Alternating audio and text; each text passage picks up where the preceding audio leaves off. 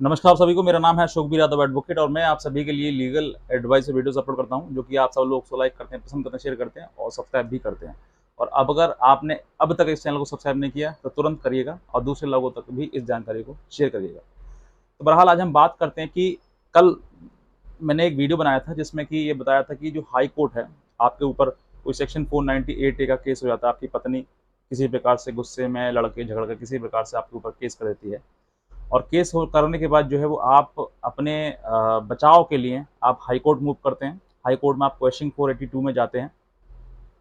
तो क्या प्रोसीजर होता है, क्या तरीका होता है उसको क्वेश्चन कराने के लिए और किस तरीके से आप करा सकते हैं, वो मैंने कल एक वीडियो बनाई थी जिसका लिंक आप नीचे डिस्क्रिप्शन में है, उसको आप देख सकते हैं और बहुत सारी जानकारी वहाँ से ले सकते हैं। वहीं पर कल एक मेरे पास मैसेज यानी कि जो कमेंट है वो भी आया था, तो उसमें ये लिखा था, सर समय कितना लगता है, क्योंकि इस समय पर जो है वो सेंसिटिव बहुत ज़्यादा चीज़ें हैं और हर आदमी को डर लगता है कि उसके खिलाफ एफआईआर हो गई है, तो उसको डर लगता है कि सर मुझे कहीं जेल ना भेज दें। तो मैंने सोचा था कि मैं आपको आज इस वीडियो के माध्यम से ये भी बताऊं कि आपको समय कितना लगता है और थोड़ी कुछ चीज़ें और भी उस वीडियो में रह गई थी, तो मैं आज उन सब चीज़ों को भी आपके सामने रखता हूँ और उन सब चीज़ों को भी जानकारी आपको देता हूँ। तो अब हम बात करते हैं कि सेक्शन 498A जो कि महिलाओं को किसी प्रकार से प्रताड़ना ना हो, प्रताड़ित ना किया जाए उनको पति और पति के परिवार के द्वारा, इसके लिए सेक्शन 498A आईपीसी में अमेंडमेंट हुआ था, जिसके दौरान उस समय पर जिस समय पर ये बनाया गया था उस समय तुरंत इतना स्ट्रिक्ट एक्शन हो रहा था इसमें कि जैसे ही एफआईआर दर्ज हुई वैसे तुरंत गिरफ्तारी पति की, पति के परिवार की। जिन लोगों का भी नाम दिया उसको जेल जाना पड़ता था, चाहे वो 10 दिन के लिए, 15 दिन के लिए, फिर उसके बाद छूट जाता था, लेकिन जेल जाना निश्चित था। इसी चीज़ का फ़ायदा लेते हुए जो महिलाएं वाकई किसी प्रकार से गलत करती हैं अपने पतियों के साथ में, वो किसी प्रकार से शादी तो करती नहीं, शादी के बाद स्कैमिंग कर देती हैं, खेल खेल जाती हैं, जो पैसा रुपया होता है वो सब कुछ अपने लूट लाट के अपने घर मायके आ जाती हैं। उसके बाद वो केस कर देती हैं और केस करने के बाद पूरा परिवार जेल चला जाता है। तो एक तरीके से मतलब स्कैम टाइप हो गया था और बहुत ज़्यादा लोग जो है इसके प्रताड़ित होने लगे थे।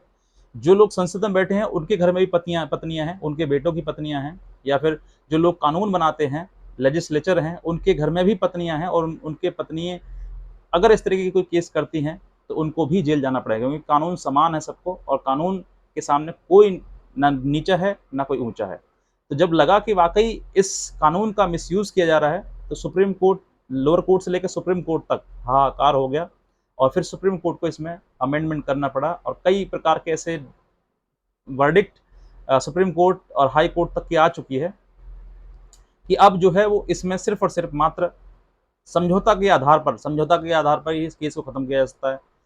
और जो केस जो है वो इतना ढीला कर दिया कि अब जो है पत्नियां लिखवाती हैं, घर आ जाती हैं, केस लिखवाने के बाद थाना जमानत दे देता है और थाने के बाद अगर कोर्ट में जाएंगे तो कोर्ट भी जमानत दे देता है। यानी कि इसका जो मिसयूज इतना हुआ जिसकी वजह से जो है वो इसमें इतना दम नहीं रहा और अब जो है महिलाएं जो है वो सोचती हैं कि हम अपने पति पर एफआईआर करवा देंगे तो एफआईआर पति को जेल भिजवा देंगे।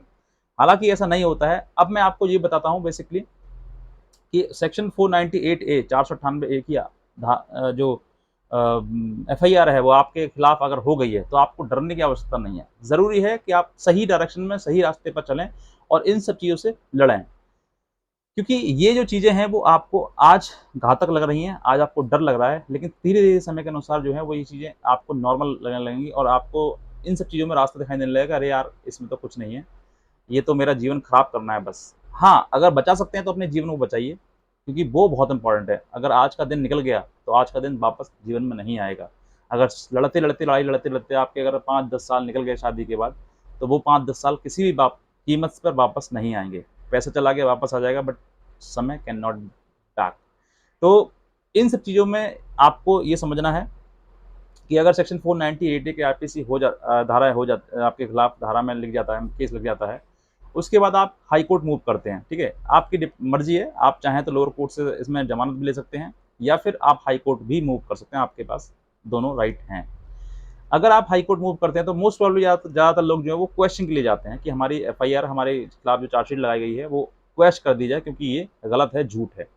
अब ये झूठ और गलत सिर्फ मुंह के कहने से नहीं चलेगा बिल्कुल भी। आपको ये इस चीज़ को साबित करना होगा कि आपको आपके खिलाफ एफआईआर गलत हुई है, आपकी पत्नी ने गलत एफआईआर लिखवाई है, झूठ के आधार पर लिखवाई है, और ये सब जो बातें हुई वो उनके सबका मेरे पास सबूत है, एविडेंस है, और मैं इन सब चीज़ों के मैं गलत मुझे फंसाया गया है। अगर ये बात आप कन्विंस करते हैं हाई कोर्ट को, तो हाई कोर्ट ज़रूर इसमें निर्णय देगी और हो सकता है कि आपका एफआईआर जो है वो क्वैश भी कर दे। अब ये समय आता है, अब एक चीज़ आती है, मतलब कि कितना समय इसमें लगता है। तो देखिए, अगर आप मानकर चलें कि अगर हाई कोर्ट आप मूव करेंगे, तो आपको सबसे पहले अगर एफआईआर हुई है सिर्फ, तो एफआईआर की कॉपी आपको निकलवानी पड़ेगी, और अगर चार्जशीट भी लगी है तो चार्जशीट की कॉपी भी आपको कोर्ट से निकलवानी पड़ेगी। तो एफआईआर हो गई, चार्जशीट हो गई, और आप अपना एक आधार कार्ड भी होगा और फोटोग्राफ्स भी होंगे। तो इसमें अगर एक दिन का समय तो लग ही जाएगा सब में लगाने के लिए। दूसरा दिन आपको अगर उसी दिन आज निकलते हैं हाई कोर्ट में, तो हाई कोर्ट जाने के तक भी आपको समय लग जाएगा। तो 2 दिन, 1-2 दिन उसमें। फिर आप किसी एडवोकेट से मिलेंगे, एडवोकेट मिलने के बाद वो भी आपका अपना प्रोसीजर बताएगा कि इस तरीके है। फिर वो वर्ड आप उस एडवोकेट को हायर करेंगे, हायर करने के बाद उसको भी अपने 2-3 दिन लगाएगा लगभग, क्योंकि रेट 482 में बनती है और रेट काफ़ी ज़्यादा बड़ी होती है, लिखवाया जाता है उसमें सब कुछ। उसके बाद जो है वो फाइलिंग होगी, फाइलिंग होने के बाद डेट पर आएगी वो। जब डेट पर आएगी तब उसमें हियरिंग होगी। अब वो हियरिंग हो सकता है कि डायरेक्ट एक ही हियरिंग में सुनवाई हो जाए, या फिर उसमें 1-2 डेट और लग जाएँ। क्योंकि कभी-कभी ऐसा होता है कि डेट लगने के बाद कुछ ना कुछ कारण हो जाता है, जज साहब नहीं आए या फिर किसी प्रकार से कोई दुर्घटना हो गई या कोई कंडोलेंस हो गई, तो कोई भी जो है। तो कम से कम अगर मान के चलें, इसमें मैक्सिमम 2 वीक्स में हो सकता है, यानी कि 15 दिन में हो सकता है। कम से कम में 1 हफ्ते में हो सकता है। 1 हफ्ते से कम समय नहीं लगने वाला है, 15 दिन और 1 हफ्ता, यानी कि इतने बीच में जो है समय जो है आपका, उसमें आपका या तो जो एफआईआर आपने करवाई है, या तो उसमें स्टे मिल जाएगा आपके लिए, या फिर आपका क्वैश हो जाएगा। 2 ही रास्ते उसमें होते हैं।